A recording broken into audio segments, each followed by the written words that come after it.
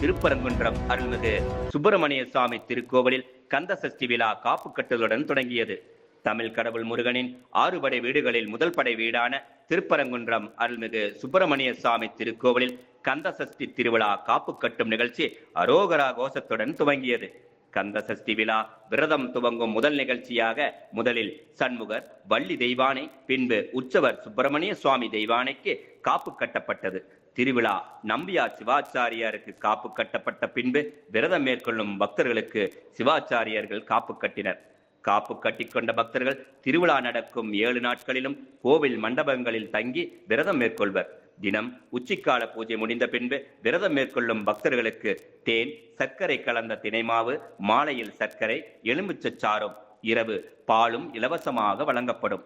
சுவாமி தினமும் இரவு 7 மணிக்கு தொட்டி விடையாத்தி சப்பரத்தில் சுவாமி எழுந்தருளி கோவில் திருவாச்சி மண்டபத்தை 6 முறை வலம் வந்து பக்தர்களுக்கு அருள்பாலிப்பார். தினம் காலை 8:30 மணிக்கு யாகசாலை பூஜையும், காலை 11 மணிக்கு மற்றும் மாலை 5 மணிக்கு சண்முகா அர்ச்சனையும் நடக்கிறது. திருவிழாவின் முக்கிய நிகழ்ச்சியாக வரும் 26ஆம் தேதி சக்திவேல் வாங்குதல், 27ஆம் தேதி சூரசம்ஹார லீலை, 28ஆம் தேதி காலையில் சுப்பிரமணிய சுவாமி தெய்வானை அம்மன் சட்டத்தேரில் எழுந்தருளி ரத வீதியிலும் கிரி வீதியிலும் தேரோட்டம் நடைபெறும்.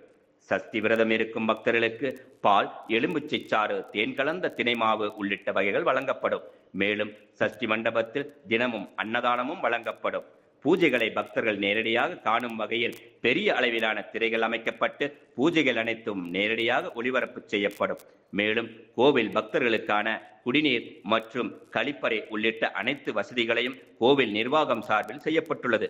இதேபோல் மாநகராட்சியின் சார்பில் கிரிவலப்பாதையில் குடிநீர் வசதி மற்றும் நடமாடும் கழிப்பறை வசதிகளும் ஏற்படுத்தப்பட்டுள்ளது. சரவண பொய்கை பகுதியில் தீயணைப்புத் துறையினர் தொடர்ந்து கண்காணிப்பு பணியில் ஈடுபடுத்தப்பட்டு வருகின்றனர்.